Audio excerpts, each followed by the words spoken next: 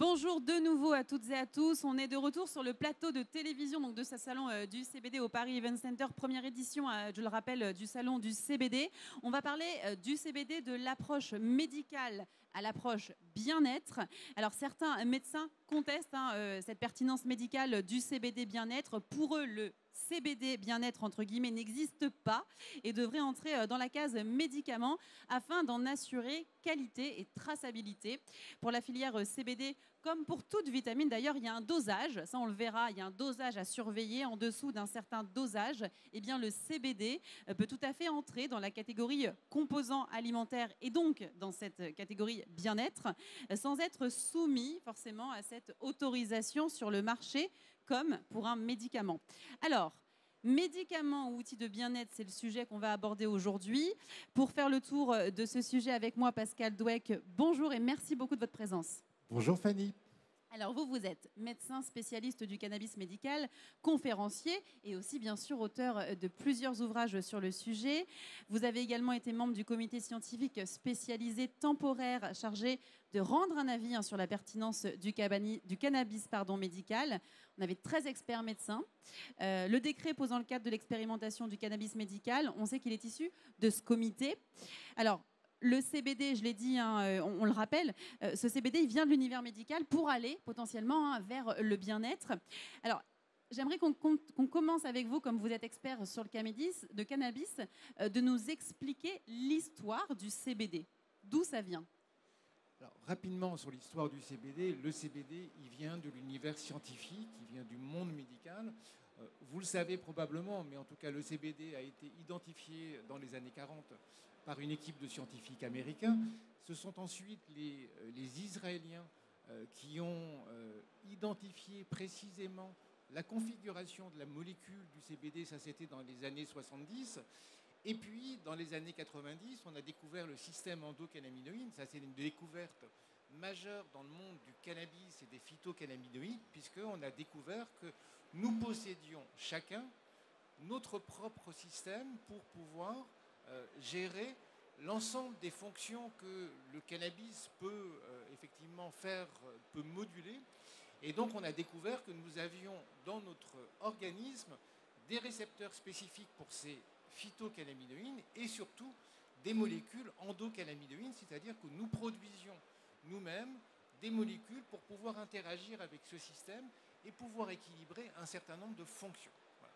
Donc le cannabis, c'est quelque chose de très récent, puisque c'est à partir des années 90 que les scientifiques ont commencé à s'interroger autour de cette molécule, alors on va dire plus largement autour des molécules phytocannabinoïdes, dont, vous le savez, le THC et le CBD sont les deux molécules majeures.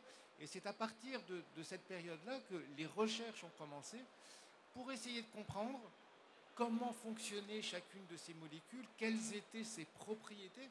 Et aujourd'hui, on a quand même une connaissance assez fine des propriétés que le CBD peut avoir. Alors, il faut savoir que ce sont souvent des études qui sont réalisées chez les animaux.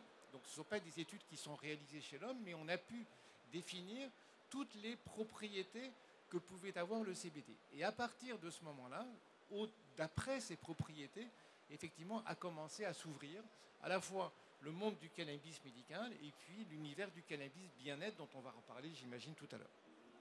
Merci, merci docteur pour toutes ces précisions sur l'histoire. Alors j'aimerais savoir exactement, selon vous, est-ce que le CBD devrait être considéré comme un médicament? Est-ce qu'il y a un dosage? Comment on peut classifier en fait tout ça? Alors le CBD est un médicament déjà. Vous le savez, il y a deux médicaments qui ont le statut aujourd'hui de médicaments et qui contiennent du CBD. Le premier, c'est le dernier arrivé qui a été autorisé en 2020, qui est remboursé aujourd'hui, qui s'appelle l'Epidiolex. Donc l'Epidiolex est un médicament que l'on trouve en pharmacie, généralement en pharmacie hospitalière, qui est composé de CBD pur et qui est indiqué dans des formes rares d'épilepsie. Donc c'est les épilepsies de Ravel, les épilepsies de Lennox-Gastaut, qui sont des épilepsies extrêmement sévères, compliquées, qui touchent des enfants de plus de 2 ans, qui font un nombre de crises effectivement très très importantes, puisqu'on peut avoir jusqu'à 20, 30, 40, 50 crises par jour chez ces enfants, avec un pronostic sur le développement cérébral qui est très négatif.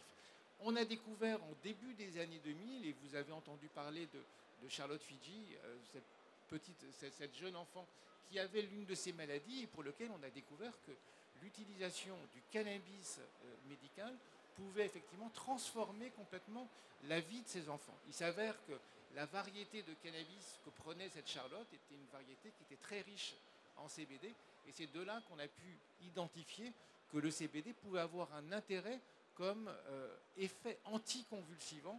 Quand on parle d'effet anticonvulsivant, on s'adresse à des enfants qui font des crises d'épilepsie, qui font ce qu'on appelle des convulsions.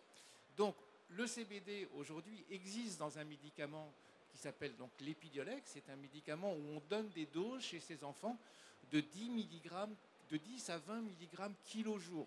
Donc autant vous dire que si on s'adresse chez un adulte avec des doses de 10 à 20 mg kilo jour, on va aller sur des dosages entre 1000 à 1500 mg par jour de CBD.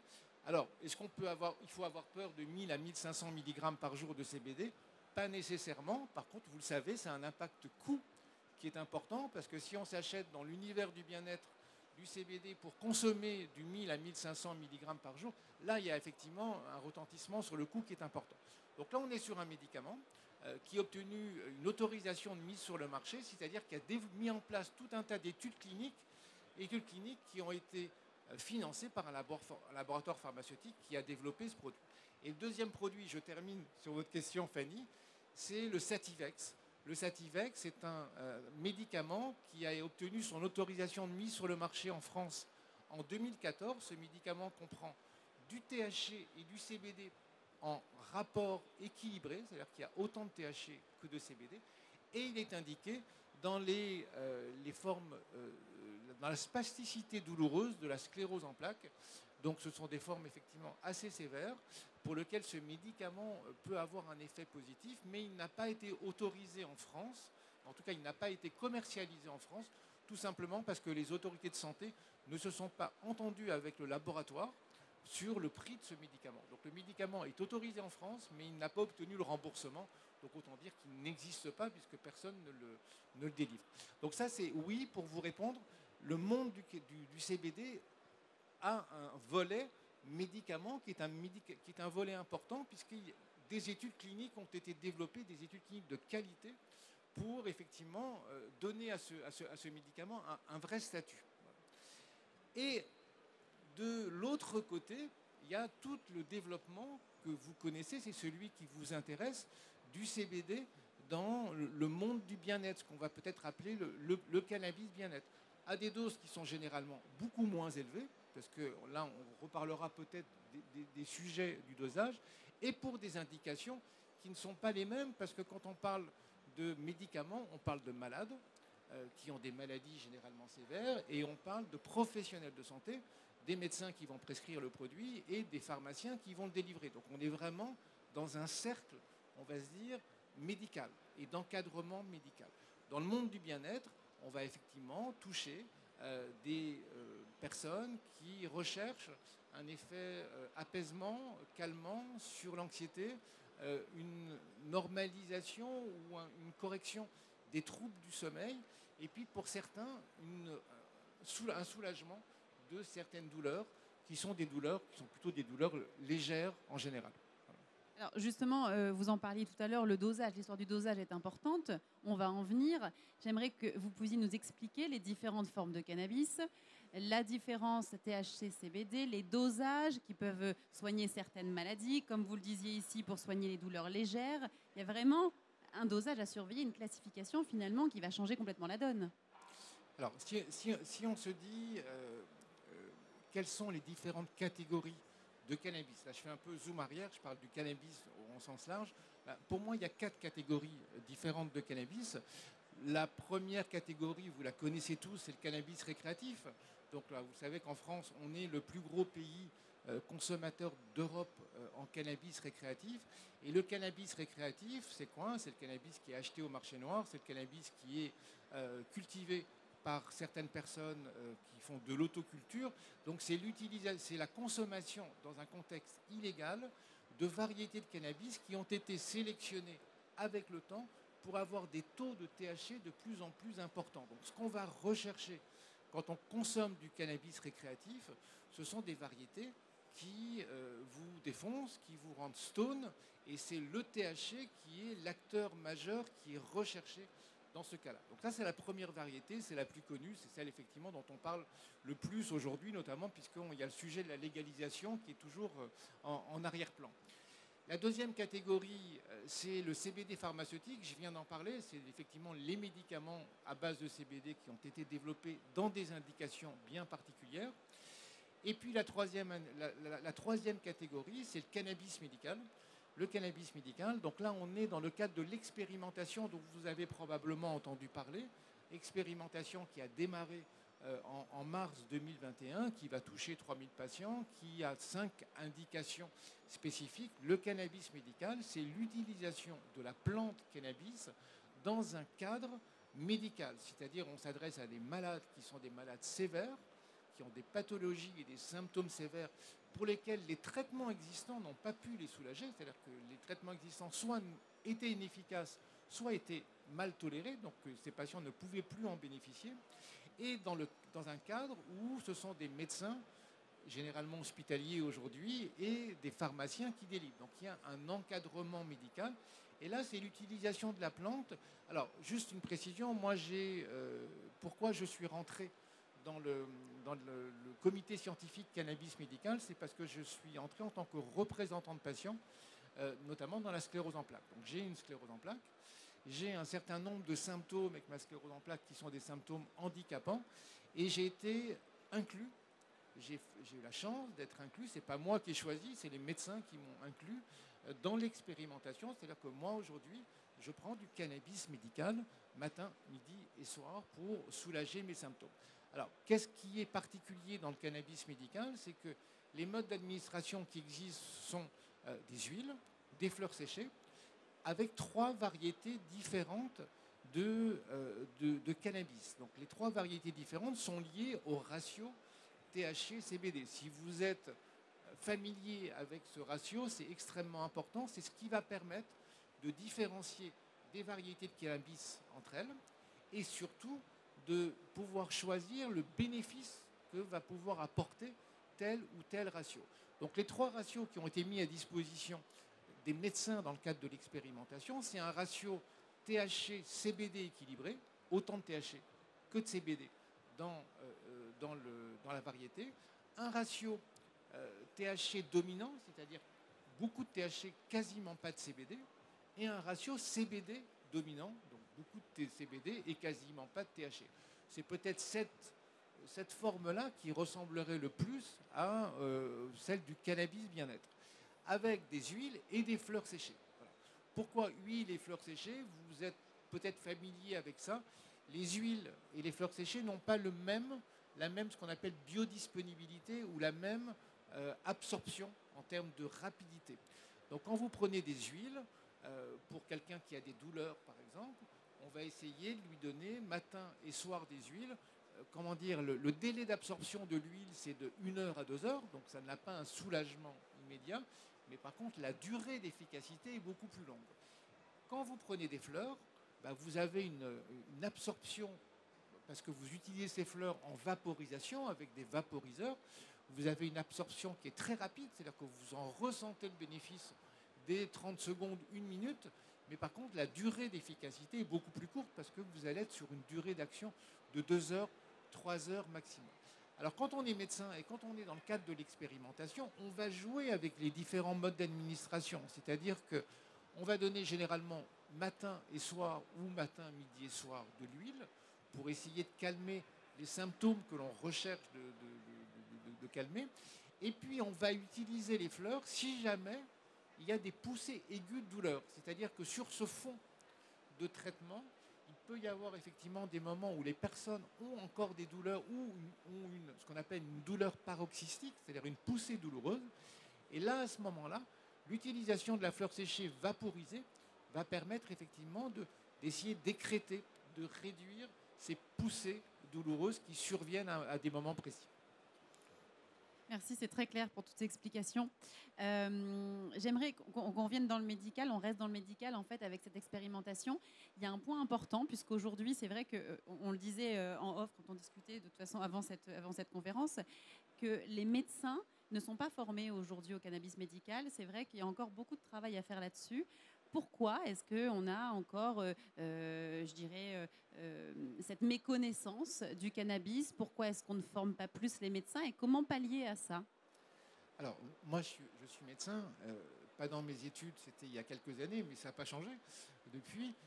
On nous parle du cannabis sous un angle d'un stupéfiant, d'un produit toxique et d'un produit qui a effectivement un nombre d'effets secondaires qui sont lourds. Donc on nous a toujours formés sur le côté, on va se dire, addictologie du cannabis, toxique du produit, mais on ne nous a jamais abordé le cannabis comme étant une plante qui pouvait soulager des symptômes et des malades.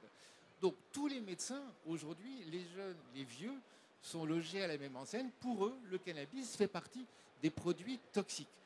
Alors, quand on leur parle de cannabis médical, ben, vous voyez, il y a quand même un gap colossal qui se forme entre toute leur éducation, tous leurs principes, et tout d'un coup, on leur dit, ben, il va falloir que vous participiez à l'expérimentation. C'est-à-dire qu'il va falloir que vous prescriviez des produits à des malades et on leur dit c'est du cannabis. Et pour eux, le cannabis, ça vient de la rue, quoi. Le cannabis, c'est ce qu'on achète chez les dealers. C'est pas quelque chose qui a sa place comme médicament. Donc, il y a un vrai point de blocage et il y a donc un vrai travail à faire dans le monde du médical pour réussir à changer la perception et l'image du cannabis dans leur tête. Donc, dans le cadre de l'expérimentation, il y a à peu près maintenant plus de 1000 médecins qui ont été formés. Parce que le principe de l'expérimentation, ça a été de dire on va s'adresser à des centres hospitaliers qui seront volontaires pour y participer. Donc la notion de volontariat, elle était essentielle parce que vous n'allez pas forcer des gens à qui on a toujours dit que le cannabis était mal à prescrire brutalement à des malades du cannabis. Donc il fallait, être volontaire pour cette expérimentation. Deux, ce volontariat signifiait qu'il fallait accepter d'être formé. Donc tous les médecins qui ont accepté de participer à l'expérimentation ont reçu en e-learning une formation de 4 heures. 4 heures, c'est rien. Mais c'est mieux que rien. Voilà, parce que quand on n'a jamais rien appris, pendant 4 heures, on leur explique ce que c'est la plante cannabis, qu'il y a des différentes variétés. Il n'y a pas un cannabis qu'on achète dans la rue, mais il y a des variétés différentes. Selon ces variétés, les effets ne sont pas les mêmes. Et comment il faut prescrire ces différentes variétés pour obtenir un soulagement chez les malades.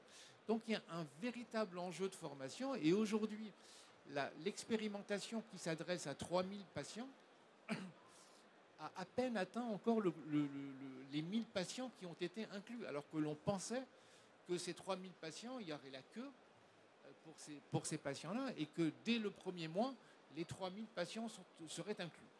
Pourquoi ils ne sont pas inclus, ces patients? Ce n'est pas à cause des malades, parce que les malades sont demandeurs, c'est à cause des médecins, parce que les médecins se retrouvent avec une charge supplémentaire de boulot, avec ce cannabis médical à prescrire, et surtout parce qu'ils ne sont pas à l'aise. Ils ne sont pas conforts à prescrire ça. C'est totalement nouveau pour eux. Donc les médecins sont des apprentis sorciers. Et moi qui fais partie de l'expérimentation, puisque je suis, comme je vous le disais, je suis un des 3000, ou en tout cas un des 1000 aujourd'hui, qui sont aujourd'hui intégrés, avec ma neurologue, on est un peu apprentis sorciers tous les deux et on discute de comment on va faire, comment on va régler le dosage, comment on va essayer de réduire au minimum les effets secondaires. Les effets secondaires sont ceux du THC et d'essayer de maximiser les effets de soulagement pour le malade. Et est-ce que c'est différent dans les autres pays d'Europe ou même aux États-Unis? On parlait de la Chine sur une autre conférence. Alors, il y a une quarantaine de pays aujourd'hui dans le monde qui ont autorisé le cannabis médical. Chaque pays a mis en place un système qui est généralement différent. Alors, les systèmes sont différents sur les indications, c'est-à-dire qu'il y a des pays qui ont choisi des indications qui sont limitatives. En France, je vous le rappelle, il y a 5 indications qui ont été retenues rapidement. Les crises d'épilepsie chez les enfants, surtout, la spasticité douloureuse de la sclérose en plaques, les effets secondaires des chimiothérapies anticancéreuses les soins palliatifs et surtout les douleurs neuropathiques, qui est quand même le lot le plus important de malades que l'on va viser dans le cadre de l'expérimentation. Dans d'autres pays, ils ont fait des choix d'autres indications. Certains ont choisi le Parkinson, d'autres ont choisi les maladies inflammatoires chroniques intestinales, certains ont choisi la maladie d'Alzheimer, d'autres ont choisi l'endométriose. Vous voyez, la fibromyalgie, il y a plein d'indications qui ont été utilisées, mais chaque pays a mis des limites. D'autres pays, comme le Canada, par exemple, n'a pas mis de limite. C'est-à-dire, ils disent, voilà, nous, on a mis en place une agence du cannabis au Canada, par exemple, pareil dans les Pays-Bas, et ils produisent des analyses scientifiques pour dire, voilà, où le cannabis médical peut marcher, où il marche moins bien, et ils laissent les médecins libres de choisir où et quand ils veulent prescrire du cannabis. Par contre, ils les informent pour ça. Merci pour ces précisions. Alors, on va rester dans le domaine de la formation, puisque vous aussi, vous avez de multiples activités et vous co-organisez un diplôme universitaire sur le cannabis médical. C'est la 2e année que vous avez lancé cette formation. Pour qui? À qui ça s'adresse? Est-ce que ça s'adresserait potentiellement aux professionnels du CBD ici présents sur le salon pour se former sur le cannabis médical? Alors, moi, mon univers, vous l'avez compris, je viens du monde du cannabis médical. C'est vraiment mon expertise, c'est l'univers du cannabis. Par extension, j'ai été amené, quand il y a eu l'affaire Canavap, donc quand il y a eu la Cour de justice européenne, j'ai été amené à être très sollicité par les journalistes sur le CBD. Voilà, donc c'est de plus en plus, j'ai été amené à m'intéresser au sujet du CBD, qui n'était pas, encore une fois, mon sujet de prédilection. Bien évidemment, au cœur de tout ça, en termes d'enjeux, pour moi, dans le cannabis médical, l'enjeu, c'était de se projeter après l'expérimentation. C'est-à-dire qu'il y a 3000 patients, comme je vous disais, qui vont être suivis pas dans 2 ans. 2 ans, ça va jusqu'en avril 2023. La vraie question, c'est de se dire qu'est-ce qui va se passer après avril 2023 ? Est-ce qu'on va laisser 3000 mecs qui sont accros au cannabis parce qu'ils en prennent tous les jours et qu'on va leur dire c'est fini l'expérimentation, on arrête? Ou est-ce qu'au contraire, puisque l'expérimentation a quand même pour objectif d'évaluer si ça fonctionne ou pas, cette expérimentation, est-ce qu'au contraire, on va poursuivre avec ces 3000 malades, ou est-ce qu'au contraire, on va étendre? Et quand on dit étendre, c'est à d'autres indications et un plus grand nombre de malades. Donc ça, c'est toute la question qui reste. Et moi, je me suis dit à ce moment-là, quand je savais qu'on allait vers ce questionnement, il faut mettre en place un système de formation pour les professionnels de santé. Parce que les professionnels de santé, comme je vous le disais, c'est un vrai blocage, il y a une vraie barrière avec la formation. Donc, je suis allé voir à Paris le professeur Amine Benyamina qui a accepté que l'on crée le diplôme universitaire de cannabis médical, et j'ai fait la même chose à Montpellier avec le professeur Labauge qui est neurologue, professeur Benyamina est addictologue, et on a créé un diplôme interuniversitaire sur le cannabis médical qui était ouvert au départ aux professionnels de santé. Donc ce diplôme a démarré les inscriptions en novembre l'année dernière. On a eu énormément de monde, on a été très surpris du succès de ce diplôme parce qu'on avait très peu de moyens pour le faire connaître, et en l'espace de 15 jours, 3 semaines, on a eu 45 personnes qui se sont inscrites à la première édition. Et on a eu des profils qu'on n'avait pas anticipés. Le premier, c'est des patients qui nous ont dit, voilà, moi je suis engagé dans une association de patients où je suis patient expert dans telle pathologie. Est-ce que vous accepteriez que je puisse participer à ce diplôme? Donc moi, j'ai été plutôt pour, parce que je pense que c'était important que les patients experts qui sont relais auprès d'autres patients puissent avoir une connaissance du cannabis médical. Et puis, il y avait un dernier profil qu'on n'avait pas du tout anticipé, c'était les professionnels du monde du CBD. Voilà. Donc on a eu des premières demandes. On a peut-être, parmi les 45, on doit en avoir 6 ou 7, je crois, qui venaient du monde du CBD, qui étaient dans des entreprises qui avaient créé leur propre boîte, soit qui travaillaient dans des entreprises de CBD. Et à ce moment-là, je sais que le professeur Amine Benyamina et le professeur Labauche sont revenus vers moi en me disant oh, bah, ceux-là, on les refuse. Et moi, je leur ai dit non. Je n'ai pas envie qu'on les refuse parce qu'il y a deux solutions. Ou on laisse la cassure entre le monde médical d'un côté et le monde du bien-être de l'autre, et auquel cas, bah, alors on ne s'occupe pas d'eux, les gens du bien-être, ou au contraire, on est préoccupé, comme moi je le suis, sur ce que les gens, ceux qui travaillent dans le monde du CBD, vont raconter à leurs clients. Et vous le savez, je pense qu'il y a certaines personnes qui ont une capacité de raconter des choses qui sont plutôt bien encadrées en termes de discours, comme d'autres qui sont capables de raconter un peu n'importe quoi. Donc moi, mon point de vue, c'était de me dire, ben, on va ouvrir à ces personnes-là. Je préfère qu'il y ait des gens qui soient formés dans le monde du CBD sur comprendre ce qu'est le cannabis médical, plutôt que de les laisser effectivement dans leur univers à eux. Donc on a eu, je vous dis, 6-7 personnes, et on repart pour la deuxième édition. Voilà, les inscriptions sont ouvertes, et probablement que nous aurons à nouveau des personnes du monde du CBD, bien-être, qui s'inscrivent. Bon, ben, on espère en tout cas, mais c'est vrai que c'est parlant et c'est nécessaire, comme vous le dites, de remettre cette cassure, en fait, qu'on n'ait plus ce disparate entre le médical et le bien-être. Je pense que vous êtes tous d'accord ici aujourd'hui pour se former un peu plus sur le cannabis médical, parce que c'est vrai que ça peut intéresser des gens. On en parlait beaucoup ici, que des gens venaient dans les CBD shops pour demander justement de soigner des maux. Alors peut-être pas des maux effectivement aussi gravissimes que les maux de la sclérose en plaques ou d'autres maladies, mais simplement des insomnies, des maux du sommeil, etc. Alors, comment on peut conseiller ces gens-là si on n'est pas médecin, si on est professionnel et qu'on a une boutique CBD? Comment on les conseille sur les dosages, c'est quoi le discours qu'il faudra avoir selon vous, point de vue médical? C'est un sujet difficile parce que le sujet du dosage, c'est le sujet au cœur du monde du bien-être et du monde du cannabis médical de manière très large. C'est difficile de savoir, on ne peut pas faire comme avec un médicament où on vous dit voilà, vous avez mal, vous allez prendre un comprimé matin, midi et soir. Ça, c'est le monde du médicament, il y a une posologie qui est définie par le médicament. Dans le monde du CBD et dans le monde du cannabis médical, c'est à peu près la même chose, c'est-à-dire qu'on sait que la prescription, elle va devoir être personnalisée. On ne va pas pouvoir donner la même dose à la même personne. Donc on est dans quelque chose qui fonctionne sur le même mode que celui que vous devriez avoir en boutique, c'est-à-dire une titration, ça c'est le terme médical, c'est-à-dire une augmentation progressive et lente des doses de CBD.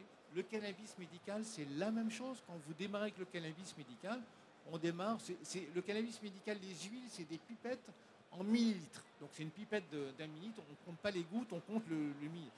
Donc on démarre généralement à 0,1 millilitre, pas dans 2 jours, puis 0,2 millilitres, puis 0,3. La même manière, j'imagine, que celle que vous allez pratiquer dans vos boutiques ou sur vos sites internet pour essayer de trouver le bon dosage, qu'on va appeler le bon dosage en cannabis médical. Je pense que c'est le même pour moi dans le CBD, c'est trouver la dose à partir de laquelle le soulagement ou l'efficacité est obtenue. Et là, on stoppe à ce moment-là, on arrête. Et surtout, on va se préoccuper d'avoir le moins d'effets secondaires possible. Alors, c'est le cas pour le cannabis médical parce qu'il y a du THC et le THC est vécu comme un effet secondaire. Quand vous êtes shooté, vous n'avez plus la capacité de vous concentrer, que vous avez envie de dormir la journée, ce n'est pas un bon critère. Même si vous avez plus mal. En tout cas, il faut trouver le bon dosage pour avoir sa tête qui fonctionne toujours et puis avoir le soulagement. Moi, je peux vous dire que moi, le vrai problème que j'ai eu avec le cannabis médical, c'est qu'à un moment donné, à force d'augmenter les doses, j'ai été shooté et que quand on est shooté, on n'a plus envie d'être shooté parce qu'on n'est plus capable. Moi, j'ai des activités, oui, je ne suis pas sportif, mais j'ai des activités intellectuelles essentiellement, donc j'ai besoin d'avoir toute ma tête. Donc c'est évident que le dosage a été guidé par le THC. Mais pour le monde du CBD, vous le savez, il faut trouver la bonne dose. Les effets secondaires sont peu nombreux ou très rares avec le CBD. Le principal effet secondaire, c'est son prix. Voilà. Donc c'est évident qu'on va essayer de trouver la bonne dose pour en utiliser le moins possible et pour avoir l'effet maximal pour le prix minimal. Parce que Très bien, merci beaucoup. Alors, j'aimerais revenir au point de vue scientifique. On sait qu'il y a une question qui se pose beaucoup, c'est le niveau de preuve du CBD. On a plusieurs études, mais des études qu'on qualifierait de pas très bonne qualité. Alors, quel est le niveau de preuve du CBD? CBD, cannabis médical, c'est le même combat. Quand vous demandez à des médecins de prendre la parole dans un congrès, par exemple, parce que moi je l'ai vu à plusieurs reprises, pour parler du cannabis en cancérologie, pour parler du cannabis en neurologie, les médecins, quand ils ne sont pas experts dans ce domaine et qu'ils n'ont pas décidé de s'y engager, ils vont faire quoi? Ils vont reprendre les études. C'est toujours comme ça dans les congrès de médecins. On fait l'état de l'art scientifique sur le sujet. Alors voilà, on va dire le cannabis médical en cancérologie, on va reprendre toutes les études. Il n'y en a pas beaucoup, elles sont de mauvaise qualité, et donc automatiquement les médecins ils disent le cannabis médical ça ne marche pas. Voilà. Si on fait le même exercice sur le CBD, on va avoir les mêmes réponses. Si vous demandez à un médecin de vous faire un topo sur l'action du CBD, eh ben, il va vous dire non, ça ne marche pas le CBD, parce que les études sur l'anxiété, vous me dites que c'est bien pour l'anxiété, c'est bien pour les troubles du sommeil, c'est bien pour la dépression, c'est bien pour les douleurs, c'est bien pour les inflammations. Moi, quand je prends les études, franchement, elles sont d'abord une étude dit oui, une étude dit non. Hein, et puis derrière, quand je regarde les études, c'est un nombre de patients très très faible dans ces études. Ce sont des designs, c'est-à-dire la manière dont les études ont été conçues, qui sont des designs de mauvaise qualité, c'est-à-dire qu'il n'y a pas un groupe placebo, vous voyez, donc c'est tout ça qui fait qu'au final, voilà, quand on regarde de l'extérieur, on se dit, il y a une efficacité qui reste à démontrer. L'efficacité n'a pas été faite encore. Donc ça, c'est un point problématique. Mais pourquoi c'est un point problématique? Tout simplement parce qu'il n'y a personne qui a l'argent pour mettre en place ces études. Pourquoi on n'a pas, aussi bien dans le cannabis médical que dans le CBD, des études solides? C'est parce qu'il faut beaucoup d'argent pour faire des études solides. Et les médecins ou les pharmaciens, quand on les interroge sur ce sujet-là, eux, ils ne font pas la différence entre l'industrie pharmaceutique qui a des millions pour développer des études et l'univers de CBD où il n'y a pas l'argent pour mettre ces millions. Il n'y a pas d'acteurs suffisamment forts dans le CBD qui dirait moi je vais lancer des études de qualité. Alors ça commence, on commence à avoir des études qui commencent à se structurer. Mais malgré tout, aussi bien le cannabis médical que le CBD, les études sont encore insuffisantes et toutes les preuves que l'on a sont partielles et méritent d'être confirmées. Je ne sais pas si vous avez vu l'INSERM qui vient de sortir un article sur le CBD et le CBD et la science, article qui est sorti il y a une quinzaine de jours, qui dit que tout reste à faire. On est vraiment au tout début de la science du CBD et tout reste à faire pour pouvoir mettre en place les études. Alors, si les études, elles ne sont pas là pour soutenir ce que l'on pense, c'est-à-dire que le CBD peut avoir une vraie utilité, il faut se retrancher et se retourner sur les expériences de vos clients et les expériences des utilisateurs. Ce sont eux qui en parlent le mieux. Ce sont eux qui vont dire et qui vont vous dire et qui vont dire à d'autres personnes que oui, le CBD les a soulagés, oui, ils dorment mieux, oui, ils passent des meilleures journées, oui, ils ont moins mal.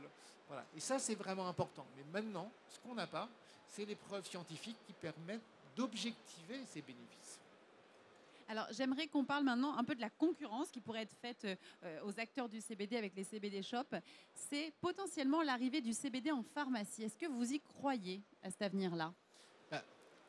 Vous êtes dans le monde du CBD, bien-être.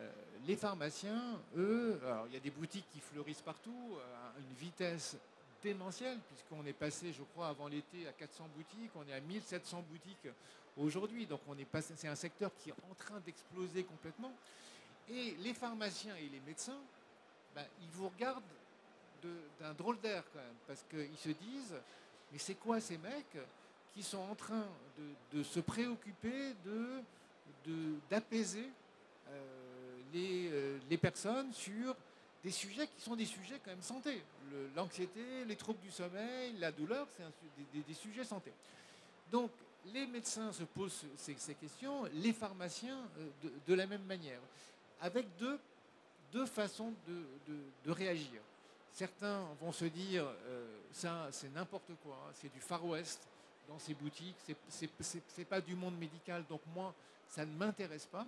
Et quand leurs patients reviennent pour leur dire, bah oui, moi j'ai acheté du CBD en boutique, des fois ils ne le disent pas, hein, parce qu'ils ont un peu la honte et qu'ils savent qu'ils vont se faire tacler par le médecin, mais certains vont leur dire, bah ouais, je prends du CBD, j'ai arrêté même le traitement que j'avais pour dormir, les hypnotiques, les somnifères que vous me donniez, je les ai arrêtés pour prendre du CBD. Bah, le médecin, il dit, c'est n'importe quoi. Il dit, mais attendez, ça sort d'où? Qui vous a vendu ça? Bah, là, dans la boutique, au coin. Donc, il y a effectivement un tas de médecins qui vont être en rejet par rapport à ça, qui vont dire, mais le CBD, c'est rien du tout. Parce qu'eux, ils n'ont jamais appris ce que c'était le CBD dans leurs études. Les pharmaciens, eh ben, c'est un petit peu la même chose. Il y a certains pharmaciens qui vont être en rejet de la même manière parce qu'ils vont se dire que vous leur captez des clients. Voilà, c'est-à-dire que vous leur captez des clients, vous leur vendez des produits à eux. Et donc, certains vont se dire, mais attendez, pourquoi moi, c'est quand même mon domaine, je suis pharmacien. Les patients ou les clients que vous avez, ben, c'est les miens aussi. Et je ne vois pas pourquoi je ne vendrai pas de CBD. Donc, il y a un certain nombre de pharmaciens, et je pense de plus en plus nombreux aujourd'hui, qui regardent le CBD avec un œil interrogateur et qui se disent, est-ce qu'il ne faut pas qu'on y aille nous aussi? Clairement, c'est une question qui va se poser, je pense, pour beaucoup de pharmaciens. Merci beaucoup, Pascal Dweck, pour toutes ces explications. Merci, Fanny. Je pense qu'on va jouer avec l'interaction du public. J'imagine et j'espère que vous avez des questions. Je le disais tout à l'heure, pour les raisons du Covid, il faut que vous scannez le QR code qui est à l'entrée pour pouvoir poser les questions, qu'on les reçoive sur les tablettes, parce qu'on ne peut pas vous faire passer de micro. Est-ce qu'il y a des questions? Là, j'en ai pas reçu, justement, mais je pense qu'il y en a dans le public. Est-ce que quelqu'un aurait une question? Personne n'a de questions pour le docteur Pascal Dweck? Si, Oui. Alors, dites-la. Je vais me déplacer, tant pis. Dites-la moi.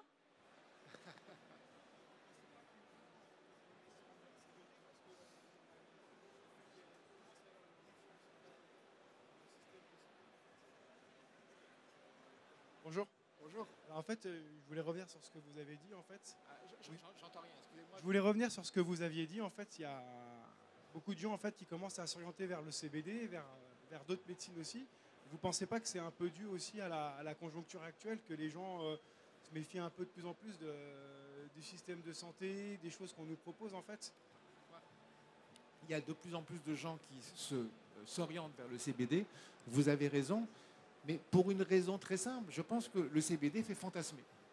Et vous le voyez pour ceux qui ont des boutiques ou qui ont des activités commerciales dans le CBD, il y a de plus en plus de seniors qui s'intéressent au CBD parce que ben voilà, je prends des somnifères, je prends des benzodiazépines, donc des anxiolytiques pour soigner mon anxiété, ou je prends des antalgiques parce que j'ai une arthrose, par exemple. J'ai entendu parler du CBD. Alors j'en ai entendu parler comment? Parce que je les vois, il y a une boutique en bas de chez moi, c'est quoi ce truc? Et puis surtout, parce qu'on en parle partout maintenant, on en parle dans la presse, il n'y a pas un titre presse qui ne se soit pas emparé du sujet CBD, il n'y a pas un moment où on ne parle pas à la télé du phénomène CBD. Donc oui, je pense que les gens vont aller essayer pour voir, parce que ça coûte pas grand-chose. Enfin, si, ça coûte, on a parlé du prix tout à l'heure, mais il n'y a pas beaucoup de risques, donc on a envie d'essayer ça. Je pense qu'il y a un vrai fantasme parce qu'on se dit, est-ce que le CBD, c'est pas la solution miracle pour moi? Voilà. Donc, alors, et moi, la réponse, je l'ai pas. Voilà. Et je pense que vous l'avez pas non plus. Donc, vous voulez essayer le CBD, bah, il faut essayer. Mais on verra si ça marche ou pas. Mais je peux pas vous le dire à l'avance. C'est sûr, on n'est pas devin. Une autre question, peut-être dans le public? Il est derrière vous. Je le dis pour les autres conférences, hein, vraiment, il faudra faire le QR code et poser les questions sur l'application. Alors bonjour, je suis Chanvrier. Nous en ce moment on parle beaucoup de CBG, cannabis gérol pour ceux qui ne connaissent pas. Est-ce que vous avez des retours là-dessus par rapport au CBD, les bienfaits aussi Alors, écoutez, tous les autres phytocannabinoïdes, le CBG, le CBN, et il y en a beaucoup encore, puisqu'on a quand même dans le groupe des actifs du cannabis, on a quand même 500 molécules qui sont actives. Franchement, on parle bien de phytocannabinoïdes majeurs avec le THC et le CBD. Pourquoi? Parce que ce sont ceux qu'on connaît le mieux.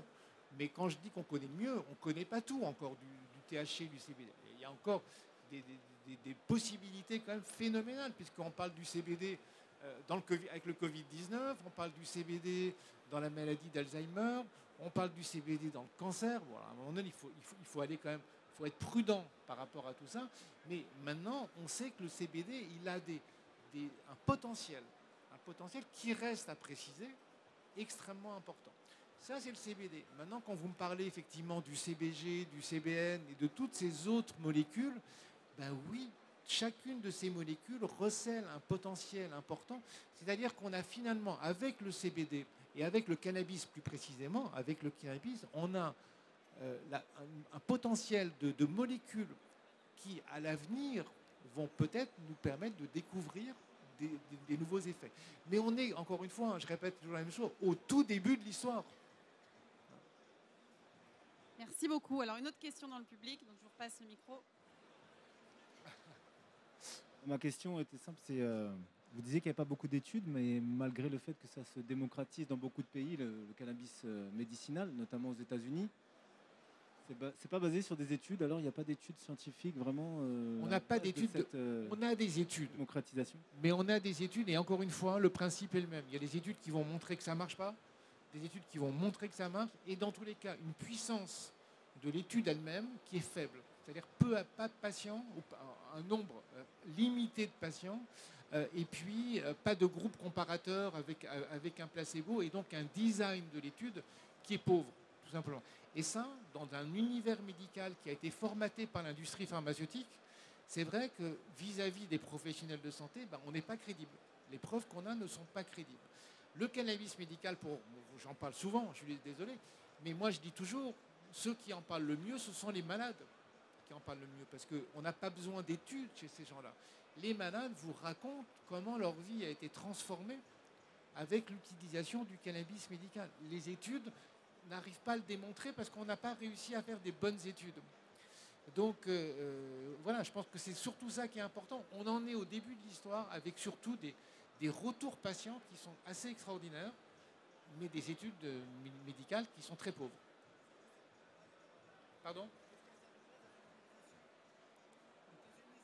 Ah oui, aux États-Unis, c'est les patients. Ce sont les patients. Le Canada, qui a été le premier pays qui a ouvert le cannabis médical, ce sont des patients. C'était un homme de 40 ans qui était épileptique et qui prenait du cannabis médical riche en CBD pour se soulager. Et cette personne-là, finalement, s'est retrouvée avec un procès parce qu'il utilisait du cannabis, que c'était interdit, et qu'il a eu la chance de tomber sur un juge qui a dit « Mais est-ce qu'on peut imposer à quelqu'un de lui retirer le traitement qui le soigne de sa maladie ?» Et ça a été la porte ouverte à l'autorisation du cannabis médical au Canada. Ce sont donc des patients qui ont favorisé. Et dans les autres pays, c'est toujours la même histoire. Ce sont les patients qui ont été les porte-parole du cannabis médical qui ont fait en sorte que les pays ouvrent les choses. Alors, les patients d'abord, soutenus par leurs médecins, donc des organisations, des syndicats de médecins qui se sont aussi raccrochés à ces patients. Mais ce n'est pas les études. En France, ce n'est pas les études médicales qui ont permis d'autoriser le cannabis. C'est tout simplement la pression des patients et de certains médecins, et notamment d'un, Olivier Véran, qui a été le premier ambassadeur du cannabis médical en tant que neurologue, avant qu'il soit ministre de la Santé, où il était député, neurologue à Grenoble, et il racontait, moi j'ai fait plusieurs tables rondes avec Olivier Véran, avant qu'il soit ministre, où il expliquait comment ses patients lui avaient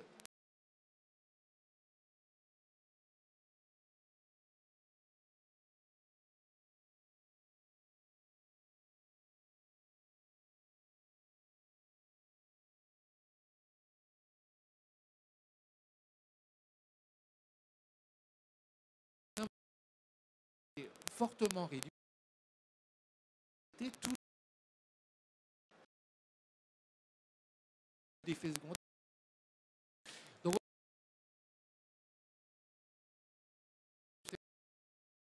merci beaucoup pour cette conférence. Merci à vous de nous avoir suivis. On vous donne rendez-vous bien juste après pour une prochaine conférence dès 15h jusqu'à 17h. Vous pouvez suivre le cycle de conférences sur ce salon du CBD au Paris Event Center.